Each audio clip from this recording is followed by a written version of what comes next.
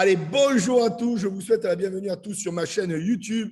Et aujourd'hui, écoutez les amis, je vous dis sincèrement, je suis vraiment content d'accueillir cette personne, puisque lui, on peut le dire, c'est un bulldozer. Lui, il ne plaisante pas, il est focus tous les jours sur son activité. C'est quelqu'un en plus que j'apprécie énormément, je tiens à te le dire aussi. Et surtout, c'est quelqu'un qui est top producteur de sa compagnie tous les mois. Il est toujours dans les hautes sphères, j'ai envie de dire, des classements de recrutement, etc., etc. C'est vraiment quelqu'un qui sait de quoi il parle quand il parle de phase 1. Et c'est pour ça que je voulais vraiment l'interviewer aujourd'hui. S'il vous plaît, je compte sur vous pour mettre des commentaires aujourd'hui vraiment et de partager cette vidéo. Faites du bruit pour monsieur Grégory Sondrier. Comment vas-tu, Greg? Écoute, Michel, merci infiniment. Merci pour cet accueil. Déjà, je ne m'attendais pas autant de toi.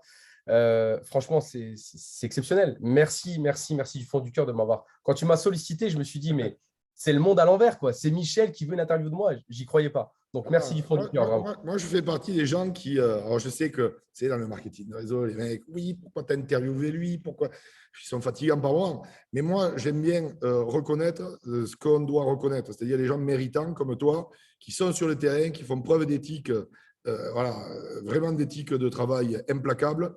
À un moment donné, il faut les mettre en avant. Et c'est grâce à des gens comme toi, justement, que le marketing de réseau aura de belles années encore devant lui. Donc, voilà, moi, mon rôle, c'est mettre en avant ceux qui le méritent et tu le mérites sans problème. Donc, Greg, merci d'avoir accepté mon invitation. Alors, sans plus tarder, si tu pourrais nous partager un peu ton histoire, comment tu as rencontré cette industrie? Oui, bien sûr, avec grand plaisir. Alors, en fait, c'est très simple. C'est que le marketing de réseau, moi, je l'ai rencontré il y a maintenant une petite dizaine d'années. D'accord. Ouais. J'étais dans une autre compagnie avant. D'accord. J'étais partenaire avec une autre compagnie avant. C'était une compagnie qui était rigolote. Et en fait, à cette époque-là, si tu veux, c'était plus pour découvrir. Comme on dit souvent, je vais découvrir, je vais m'amuser. C'était Ouais. une compagnie assez sympa, rigolote. Je sortais le soir, j'allais en boîte, je faisais des événements là-bas. Pas donner le nom de la compagnie. Bref, vous avez compris un petit peu, je m'éclatais bien dans ce domaine-là. C'était sympa.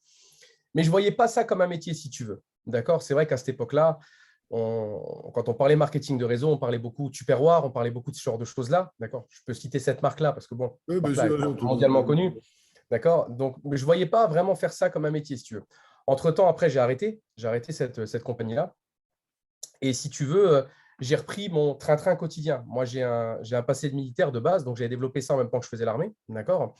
Et quand j'ai arrêté mon passé militaire, j'ai repris mes études en alternance. Du coup, j'ai fait kiné ostéopathe animalier. Donc, j'avais monté mon centre. Ça tournait super bien. J'avais un centre d'hydrothérapie et de rééducation fonctionnelle pour animaux.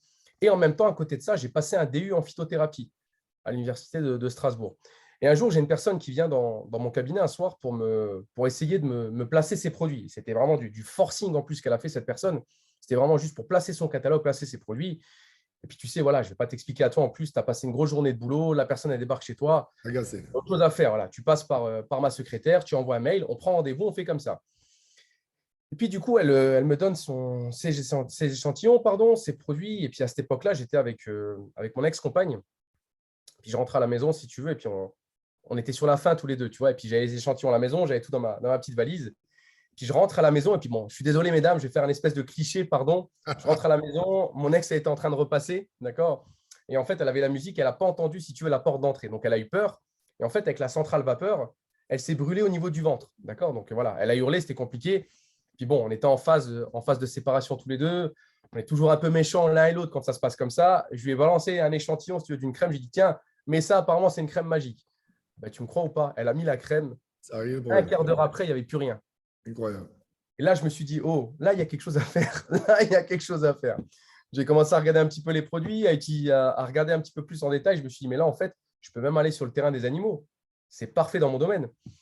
Et au départ, moi, ce que j'ai commencé à faire simplement, c'était répondre à un besoin des gens. Je me suis dit, mais attends, autour de nous, il n'y a que des gens qui veulent être en pleine santé. Il y a des animaux qui souffrent de tous les côtés. Grâce à ça, je peux répondre à leurs besoins. Je n'avais pas dans l'idée, si tu veux, de moi de faire vraiment, entre guillemets, un métier, comme on dit, un petit truc. Je ne voulais pas faire un métier. L'achat-revente, point barre. Et en fait, ce qui s'est passé un jour, c'est que j'ai commencé vraiment à mettre le nez dans ce que ça pouvait apporter notre plan marketing chez nous, mais surtout ce que le marketing de réseau pouvait apporter. Et là, je me suis dit, mais en fait, c'est bien parce que le marketing de réseau, c'est tout ce que j'aime. C'est accompagner et aider des gens. C'est un travail d'homme avant tout. Alors, homme avec un grand H, hein, bien entendu. Hein. Je suis pas, c'est homme et femme, bien entendu, mais homme avec un grand H. Et je me suis dit, mais en fait, c'est tout ce que j'aime. C'est aider les gens, accompagner les gens et permettre en fait à n'importe qui de pouvoir partir de zéro et de créer un empire colossal. Puis bon, on ne va pas revenir sur ça, on en a déjà discuté tous les deux. Tu sais que moi, j'ai eu un passé compliqué, j'ai dormi dans la rue pendant 9 mois. Donc, si tu veux, la misère, je l'avais déjà connue. Et là, j'avais dans les mains potentiellement quelque chose qui me permettait, en fait, si tu veux, à moi, d'effacer toutes mes galères, pardon. Ouais, alors, Parce je te coupe, il y a un qu'effectivement, truc qui a marqué vraiment les gens, tu vois. Et c'est vrai, ça m'a marqué quand j'ai écouté ton témoignage, tu as même bu l'eau du caniveau. J'aime bien quand tu dis ça parce que je ne sais pas si c'est imagé ou si c'est vrai, mais c'est en tout cas, c'est impactant, quoi. Ça prouve quand même que quand on peut être très, très bas, mais avec le mental, avec la persévérance, si on ne lâche rien, tu es la preuve vivante qu'on peut partir de très, très bas et aller très haut. en fait, merci déjà pour tes mots, ça me touche. Et effectivement, c'est pas imagé, pardon. Je mangeais vraiment dans des poubelles et je buvais vraiment dans des flaques d'eau. Mm. C'est compliqué quand tu es dehors, hein. C'est difficile.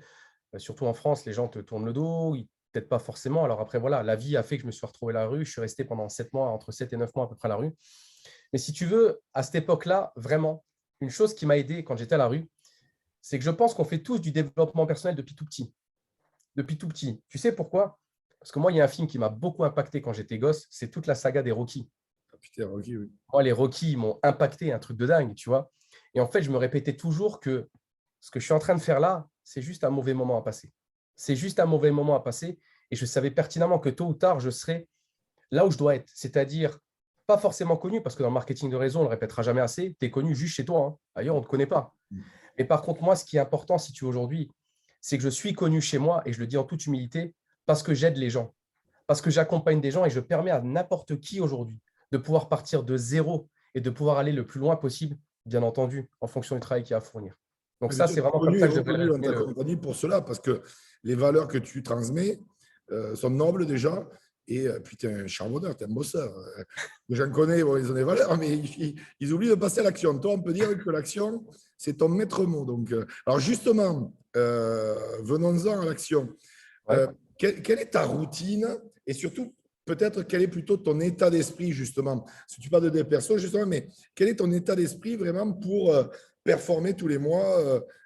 Tu envoies des fois les classements, hein, c'est vrai, tu es tout le temps dans voilà, le top 3, tout en haut, hein, je précise, tout en haut, en top producteur. Et vraiment, quel est cet état d'esprit que tu cultives au corps? C'est l'état d'esprit de Rocky, forcément, le combattant qui se relève, etc., qui va de l'avant. Mais c'est quoi cet état d'esprit que tu cultives? Si vous pouvez nous partager là, que les gens comprennent un peu, c'est bien d'être motivé, mais il ne faut pas confondre activité, productivité. Et puis, il y a les gens qui sont motivés pendant 20 ans à MLM et qui n'ont pas de résultats. Alors que toi, tu as des résultats et ça ne fait pas 20 ans que tu es à MLM. Donc, Non, complètement. concrètement, c'est quoi voilà, cet état d'esprit? Parle-nous un peu. En fait, c'est très simple. C'est que j'ai toujours, en fait, si tu veux, eu cette même vision de la vie, c'est-à-dire, on m'a toujours expliqué, tu suis les gens qui ont eu des résultats. Le marketing de réseau est là depuis de très nombreuses années. J'ai rien inventé, en fait. Moi, ce que j'ai simplement fait, j'ai regardé, en fait, simplement ce que les gens qui ont eu comme réussite ont mis en pratique chaque jour. Et j'ai simplement fait une chose qu'on nous interdit de faire à l'école. J'ai copié ce que les gens y font. Je me suis dit, attends, les gens se lèvent, ils font du développement personnel, ils font du sport, ils écoutent des audios dans la voiture, ils parlent à des gens, mais ils font ça toute la journée. Mais je me suis dit, mais tu sais quoi? Essaye, qu'est-ce que tu as à perdre? Et en fait, j'ai la même routine depuis maintenant 3-4 ans. Ah, c'est C'est-à-dire que je me lève le matin. Moi, j'ai un rituel très simple. En plus, j'adore travailler dans mon lit. C'est horrible ce que je dis. Il y en a certains qui vont sourire, d'autres qui vont se dire, mais c'est pas possible. Moi, j'adore ça. Je me réveille tous les jours entre, allez, 5h30, 6h30. Je me réveille, je vais directement sur le téléphone, je vais commencer à lire des choses, à écouter des audios. D'accord? Je vais commencer déjà à me conditionner un petit peu sur ma journée. Parce que pour moi, c'est important. C'est très important. Ensuite, je me lève, câlin à la famille, câlin au toutou. Ensuite, direction la salle de sport. Important quand même de faire du sport. Le trajet, j'écoute Et des encore audios. plus qu'on est dans des produits, par exemple, bien-être, dans ton cas de figure, C'est ça. c'est important de montrer l'exemple. Les stories avec le McDo à la bouche, bon, évitez, les amis, évitez. Voilà, je n'en dirai pas plus, mais effectivement, tu as très bien rebondi dessus. Et en fait, si tu veux, donc déjà, tout mon trajet, ben, moi, je le passe en travaillant avec mes équipes ou éventuellement en me formant moi-même. Et ensuite, comment ça va se passer? Je pars du principe aujourd'hui que quand tu fais du marketing de réseau, tu as une obligation envers les gens que tu vas rencontrer de leur faire partager ce que tu vis. Donc, en fait, moi, j'ai vraiment une routine de base que n'importe quel grand leader fait aujourd'hui et met encore en pratique aujourd'hui. Toutes les personnes qui sont dans un rayon de moins de 2 mètres autour de moi, ils doivent me rencontrer, ils doivent me parler, ils doivent savoir ce que je fais. Moi, ce que je veux simplement, c'est leur planter une graine dans la tête pour savoir juste qu'ils ont des soucis dans leur vie, comme on a tous des soucis dans leur vie. Mais peut-être que moi, j'ai une solution, que ce soit sur le plan financier, que ce soit sur le plan du temps ou que ce soit sur le plan de la santé. C'est très bien. Donc, qu'est-ce que je vais faire? Je vais parler aux gens, échange de numéro si besoin, mais toujours garder un contact avec ces gens-là. Ensuite, je rentre à la maison. Je vais faire la grosse balade avec mes toutous, avec ma petite femme, parce que ça, c'est important. Prendre du temps quand même pour ça, pour soi et pour sa famille. Très C'est la important. base. C'est la base. Ensuite, le petit repas. J'adore cuisiner en plus. Donc, moi, j'ai du temps pour cuisiner. Donc, ça, je suis un dingue de cuisine. Donc, on fait à manger. Tu aimes le bon vin. Ah, d'ailleurs, tu me diras des nouvelles sur ce que je t'ai ramené. Exactement. C'est pour ça que je suis d'ailleurs, merci. Avec grand plaisir. Et après, qu'est-ce que je fais? Après, je vais planifier ma journée. Une partie avec mes équipes, une partie avec moi-même et une partie aussi, si tu veux, avec les gens qui veulent en savoir plus. Okay. Voilà comment je vais décomposer mon temps. Mais surtout, c'est quelque chose, si tu veux, que je vais faire vraiment tous les jours. Moi, je n'ai plus, en fait, si tu veux, de semaine de travail. C'est-à-dire que pour moi, un lundi, ça peut être un dimanche. Pour moi, un mardi, ça va être un jeudi. Je suis complètement déconnecté de la réalité parce qu'en fait, si tu veux, pardon, je vis un rêve éveillé au quotidien maintenant. C'est-à-dire que c'est très simple. Dans le métier, dans le monde traditionnel, on va te dire, quand tu vas pour ouvrir des sociétés, ce n'est pas toi que je vais l'expliquer, tu l'as fait, tu arrives devant les banques, tu as un business plan sur 3, sur 4, sur 5 ans. Et les gens, ils pensent qu'ils arrivent dans le marketing de réseau parce que certaines personnes ont dit en 4 mois, tu vas gagner de l'argent, ça va être facile. Ce n'est pas ça la vie. C'est pas ça la vie. Il faut charbonner, il faut s'accrocher, il faut bosser. Mais je peux te garantir que si tu serres les dents et que tu es constamment constant et que tu répètes l'effet cumulé en permanence, je peux te garantir que tôt ou tard, les messages que tu envoies à l'univers va te les renvoyer. Et en fait, c'est vraiment la routine que je me suis mise en place, c'est chaque jour, tu te lèves, tu fais la même chose, la même chose, la même chose. La répétition, ça entraîne du résultat.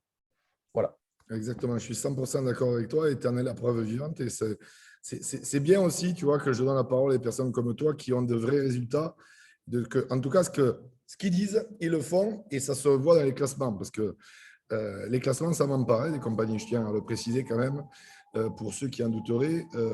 Et surtout, il y en a des fois, ils annoncent des trucs, mais on ne les voit pas dans les classements. Là, au moins, c'est factuel, il n'y a pas à remettre en question.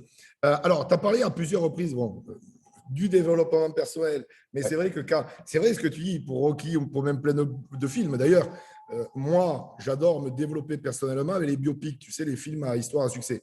Business, sport, tout ça, ou même les interviews de champions, je trouve qu'il y a une telle, je veux dire, c'est très inspirant ce qu'ils partagent.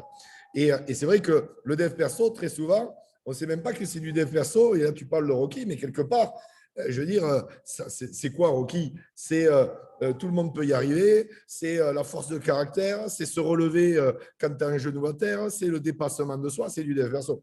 Et tu as 100% raison en disant ça. Et alors, comme tu parles de dev perso, justement, vu que tu en as parlé pas mal, je suppose que tu te développes personnellement, ça je le sais, on l'a compris. Mais j'aimerais que tu nous conseilles, ou en tout cas tu conseilles aux personnes qui vont écouter cette entrevue. Déjà, est-ce que tu es plus livre, plus audio, les deux? Et si tu aurais des audios ou des livres à conseiller, ton top 3 par exemple? Ouais. En fait, ça va être vraiment dépendre de mon humeur. Il y a des jours, en fait, tu vois, je vais adorer avoir des bouquins dans les mains. Il y a des jours, je vais adorer écouter des audios. Ça va vraiment dépendre de mon humeur du jour. Et c'est ça qui est chouette aujourd'hui, c'est qu'avec les nouvelles technologies, on a le choix de tout.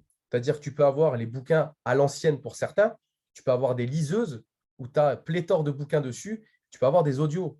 Aujourd'hui, j'ai envie de te dire qu'avec tout ce qu'on a en technologie aujourd'hui, la personne qui dit « je ne sais pas comment me développer d'un point de vue personnel », je dis « je ne crois pas que tu ne sais pas, c'est que tu ne veux pas ». C'est aussi simple que ça, tu vois.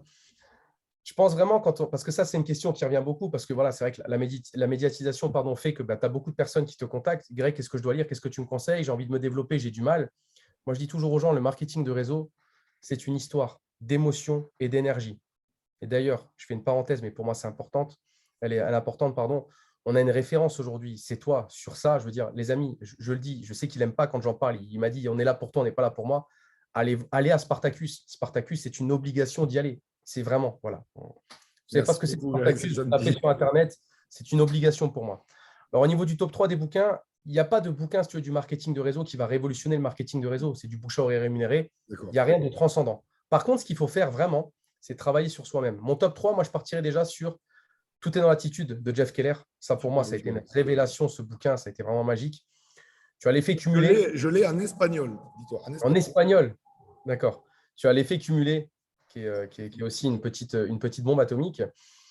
Et après, je dirais aussi que tu as toute l'académie des David Barber, l'AMR, d'accord? Incroyable. Ouais, là, on va partir vraiment sur du dev perso, mais avec aussi un petit peu de marketing de réseau. Je pense que c'est vraiment intéressant aussi de partir dessus. Après, tu as des bouquins, on va dire, un peu plus marketing de réseau, comme le GoPro d'Eric Worre.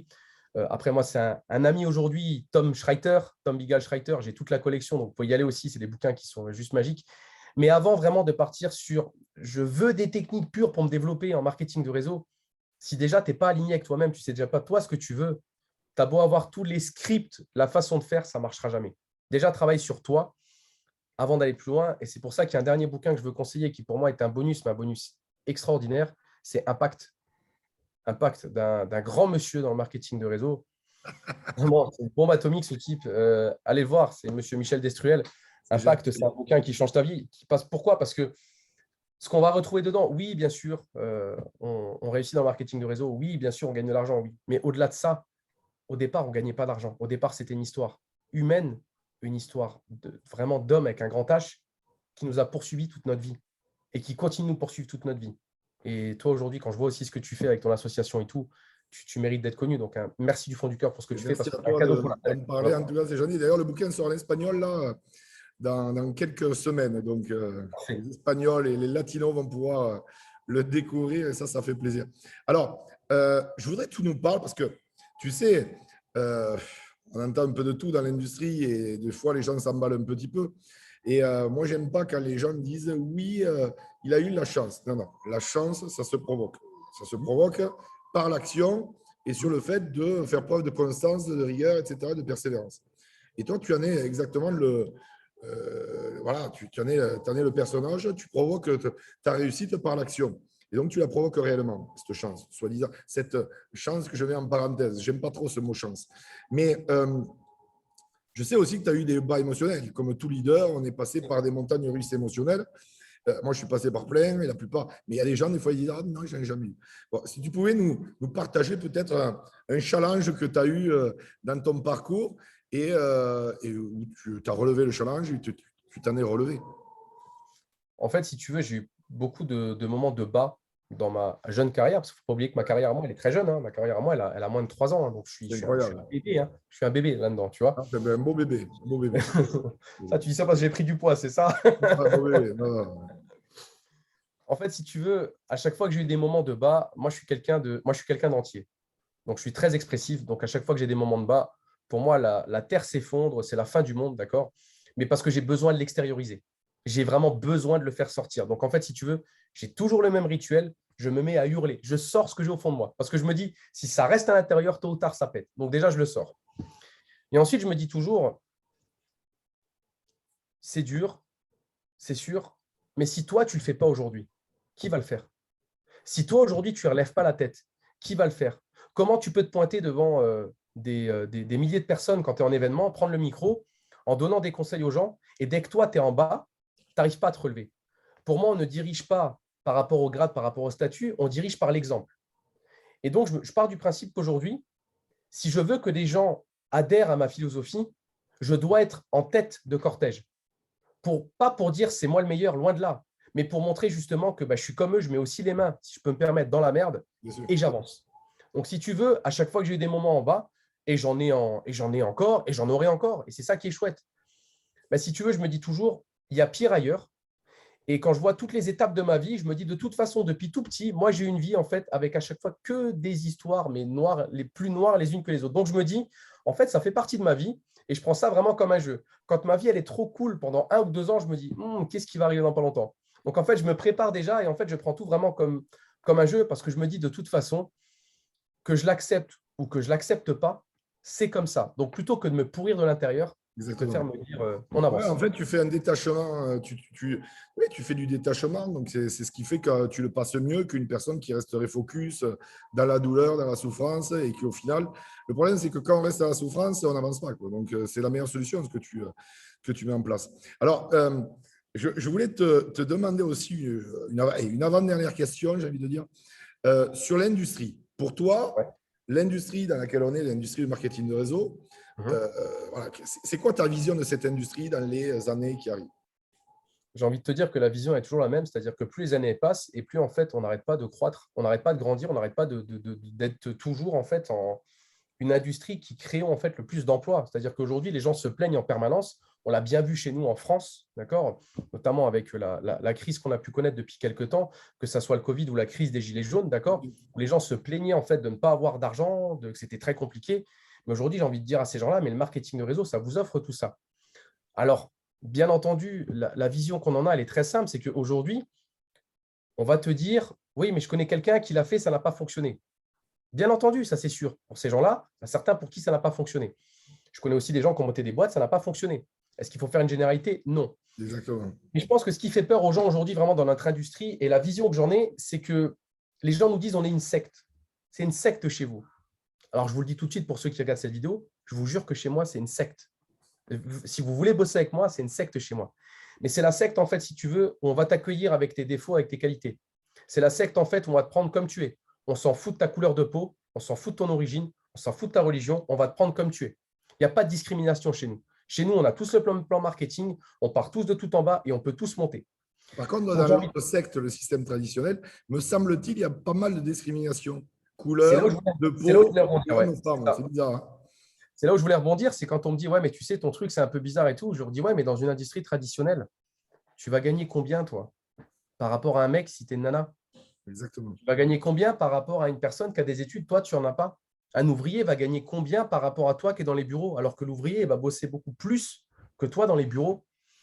Ça me dérange vraiment. Moi, je suis vraiment, tu sais, moi, je suis un justicier, et même à l'armée, j'ai jamais eu des Ouais. très belles notations, parce que moi, j'ai toujours été un justicier. Hein. Moi, je ne supporte pas l'injustice.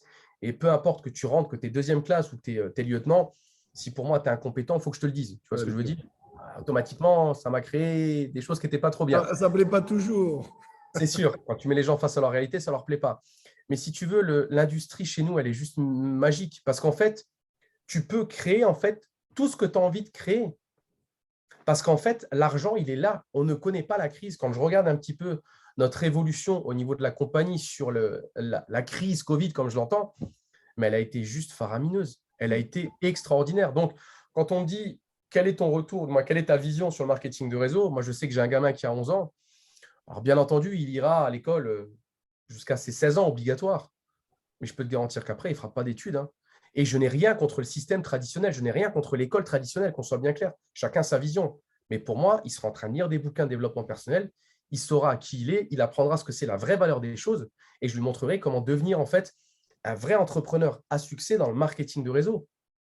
Je lui montrerai, libre à lui après de… Mais de toute façon, tu dis une grande vérité, c'est que à l'école, on nous apprend quoi? Être de bons employés, d'être un bon salarié, mais pas d'être un bon entrepreneur. Et ils ont oublié que ceux qui créent du pouvoir d'achat, hein, c'est les entrepreneurs jusqu'à présent. S'il n'y a pas d'entrepreneur, il n'y a pas d'emploi, il n'y a pas de pouvoir d'achat. C'est exactement ça. Et d'ailleurs, je vais passer un petit message pour un prof que j'avais quand j'étais en seconde. Ça, D'ailleurs, ça va me plaire. ouais, je pense que Julien, tu regarderas cette vidéo. J'ai rien contre toi, je t'aime beaucoup, tu es un super mec et tu t'as appris beaucoup de choses. Mais tu te rappelles à l'époque, tu me disais, avec ton caractère, tu n'arriveras à rien dans la vie. Tu n'arriveras à rien dans la vie, tu seras un zéro. Alors effectivement, j'ai connu la rue. Là, tu t'es pas planté. Mais je pense qu'aujourd'hui, je m'en suis pas trop mal démerdé. Donc merci parce que ces mots-là aussi, ça m'a permis de me renforcer. Et tu vois, ça résonne encore dans ma tête malgré que j'ai 40 balais, tu vois. Donc merci, merci du fond du cœur. Bisous. Mais Julien, tu as compris. Réécoute la vidéo. Et alors, avant de terminer cet entretien, c'est ce que je demande à chaque fois à mes invités. Ouais, Et j'aimerais vraiment. Alors, je sais qu'on peut donner 1 milliard de conseils. Moi, le premier, si je commence à donner des conseils, je ne ouais, m'arrête plus de parler. Mais ouais. dans tous les conseils qu'on pourrait donner, et vraiment droit dans les yeux face à la caméra, Greg, je te demande de ça, à tous les gens qui vont regarder cette entrevue et prenez des notes et réécoutez cette vidéo. Euh, Quels sont vraiment les 3 conseils que toi, personnellement, quand tu as démarré dans l'industrie, tu aurais peut-être aimé recevoir? Tu vois, ou en Mhm. tout cas, pour toi, les 3 conseils, même si je sais qu'il y en a plein, mais vraiment qui, à tes yeux, sont prioritaires sur les autres. Je vais déjà donner un premier conseil aux leaders de marketing de réseau, aux leaders de grandes équipes. C'est bien d'avoir plein de pognon, c'est bien d'avoir des super mondes, c'est bien d'avoir des super bagnoles, mais n'oubliez pas que vous avez des équipes derrière. N'oubliez jamais que vous êtes des équipes. Et si aujourd'hui, vous avez tout ça, c'est en grande partie grâce à vos équipes. Bien sûr. Donc, la priorité chez moi, déjà, c'est l'humain. L'humain est au-dessus de tout. Prendre du temps pour être avec les gens, prendre du temps pour savoir quelle est leur vie. Alors, bien entendu, après, si on se rend compte que les gens ne sont pas faits pour cette activité, il faut leur faire comprendre qu'ils ne sont pas faits pour ça. Ça, c'est logique. Mais il faut faire de l'humain. L'humain est au-dessus de tout chez moi. Je mets un point d'honneur par rapport à ça. Donc, faire de l'humain dans un premier temps. Ensuite, si vous êtes dans une compagnie où vous ne vous sentez pas forcément bien, pas forcément aligné avec votre lignée ou votre parrain, votre marraine, n'hésitez pas à changer déjà. Remontez au niveau de la société et dites simplement je ne me sens pas aligné. Est-ce que je peux changer? Essayez de remonter toujours le plus haut possible pour voir si quelqu'un peut vous prendre sous son aile. Si personne ne veut vous prendre sous son aile, résiliez votre contrat, changez. On a toujours tendance à dire non, mais il ne faut pas partir, faut pas. Moi, je pense qu'au bout d'un moment, et je suis désolé, je vais être très cru, il faut arrêter de se faire les faux culs. Au bout d'un moment, si on ne se sent pas bien où on est, si on n'est pas aligné avec la philosophie de la compagnie, la philosophie de l'équipe, je pense qu'il faut arrêter. D'ailleurs, je rebondis sur un truc, Greg, tu me permettras, mais je crois que c'est justement une dame qui s'est occupée de toi dans la compagnie où tu es, qui t'a montré la voie, et ce n'était pas spécialement ta upline, ou en tout cas pas, je ne sais plus trop, mais ce n'était pas directement ta upline. Tu me permets de faire encore 5 minutes, Michel, ou pas en plus? Bien sûr, avec un plaisir. Merci. Je pense que ça va parler aussi à certaines personnes. J'ai rencontré une personne vraiment qui a été… J'ai rencontré 2 personnes qui ont été impactantes dans ma vie et je voulais finir sur ça de toute façon. C'est un monsieur qui s'appelle Christophe. Christophe, je ne vais pas donner son nom de famille, mais il se reconnaîtra, Christophe, qui a été mon premier chef quand je suis arrivé à l'armée. Je le considère vraiment comme mon père parce que lui, il m'a inculqué, il m'a montré des choses que je ne connaissais pas. Donc, ce mec-là, en fait, m'a sorti parce que voilà, le quartier, la rue, tout ça, très compliqué pour moi. Il m'a vraiment aiguillé, m'a vraiment aidé en me disant tu n'es pas le petit con, en fait, que tu renvoies comme image. Tu es un mec bien et essaye d'aller au-delà de tout ça. Donc, en fait, il m'a vraiment mis sur le droit chemin. Ça n'a pas été facile. Et c'est un mec vraiment que j'aime énormément, infiniment. Et je ne prends pas d'ailleurs assez de temps pour lui dire. Donc, si tu regardes cette vidéo, Christophe, je t'aime vraiment du fond du cœur et merci pour tout. Il y a une deuxième personne qui m'a beaucoup aidé aussi. C'est une personne qui s'appelle Rosanna. Dans mon activité, dans ma structure, moi, ma upline, elle est inexistante. À part me mettre la tête sous l'eau, ils n'ont rien fait d'autre. Ils m'ont empêché d'évoluer. Je pense qu'aujourd'hui, quand ils voient les résultats, je pense que c'est pour ça qu'ils ont aussi empêché d'évoluer. Ça s'appelle de l'ego, et on le voit très souvent et tu as raison de le noter. On va arrêter de faire des faux semblants. Hein. Ce n'est pas tout beau tout rose chez nous non plus. Hein. Il faut à un moment donné dire la vérité, tu vois, je pense. Hein. Et donc, cette personne, Rosanna, c'est une personne que j'ai rencontrée en événement et qui m'a dit « Explique-moi un petit peu ton parcours ». Donc, j'ai expliqué un peu mon parcours et elle m'a dit « Mais Greg, je vais te prendre en main, je vais t'aider ». Alors, c'était un événement international qu'on avait qui était à Stockholm, en Suède. Et c'est une personne qui est italienne. Elle m'a dit « Greg, quand tu rentres à la maison, ça faisait 2 heures que je la connaissais. Quand tu rentres à la maison, tu viens une semaine chez moi à la maison. » Je lui dis « Mais je ne te connais pas. Tu viens une semaine chez moi à la maison, tu ne parles pas et on travaille ensemble. » Je pense que si je n'avais vraiment pas rencontré cette personne-là, malheureusement, comme beaucoup de personnes, j'aurais été dégoûté du marketing de réseau. Vraiment. Parce que je me suis dit, on me prend juste, voilà, on me laisse crever dans un coin, on ne m'accompagne pas, on ne m'aide pas. Ce n'est pas ça la philosophie que j'en avais. Parce que la philosophie déjà de notre fondateur, ce n'était pas ça. Une personne qui est super humaine, qui fait passer l'humain avant le pognon. Et j'arrive chez moi et on me dit, c'est pas du tout ça. Je me dis, mais c'est quoi ce délire en fait? Et je peux comprendre aujourd'hui les gens qui sont frustrés du marketing de réseau. Et je peux comprendre même des gens qui disent, mais c'est de la vraie merde votre truc, mais c'est une secte, c'est complètement… Je les comprends, je les comprends. C'est pour ça que je suis vraiment aux antipodes de tout ça, je suis vraiment à l'opposé de tout ça. Et je vais vraiment travailler sur de l'humain. Et ça, pour moi, je ne dérogerai pas. Donc, l'autre conseil que je vais donner aussi, c'est dépendez toujours que de vous-même. Peu importe vos équipes, peu importe que ce soit en haut ou en bas, la seule personne qui peut faire bouger ta vie, c'est toi. Donc, si tu ne te sens pas bien à un moment donné, tu changes. Mais si tu restes, tu te retrousses les manches, tu arrêtes de te plaindre et tu avances. Ça, c'est vraiment le conseil que je peux donner parce que malheureusement, j'en entends plein et je l'ai encore vu à Spartacus. J'en ai plein qui sont venus me voir à la fin. Merci pour ton témoignage, merci pour ce que tu nous as apporté. J'aimerais bien qu'on discute parce que pour moi, c'est compliqué, mais je leur dis toujours, mais si tu ne te sens pas bien, pourquoi tu restes? Pourquoi se faire mal gratuitement? Ne restez pas là à changer. Ça, c'est vraiment un bon conseil que j'ai envie de donner aussi. Et ensuite, ne jamais oublier que tout ce que j'ai aujourd'hui, je pars du principe que ça peut s'arrêter demain. Donc, à chaque fois que je mets un pied à terre, le matin quand je me lève, je dis, je suis à nouveau, c'est mon premier jour dans cette activité, je suis en permanence en phase 1. Vous ne savez pas ce que c'est la phase 1, vous allez sur YouTube, vous tapez phase 1, marketing de réseau, Michel Destruel, vous allez voir ce que c'est. Je ne vais pas vous le dévoiler ici, vous allez chercher de votre côté. Dès que je mets un pied par terre, je pars du principe, je suis à nouveau, je fais les choses que je faisais au départ. Reprendre toujours les bases. Dès que tu es perdu, tu reviens aux bases et tu fais ça. Et si tu le fais tous les jours, je peux te garantir que le succès sera au bout du chemin. Voilà.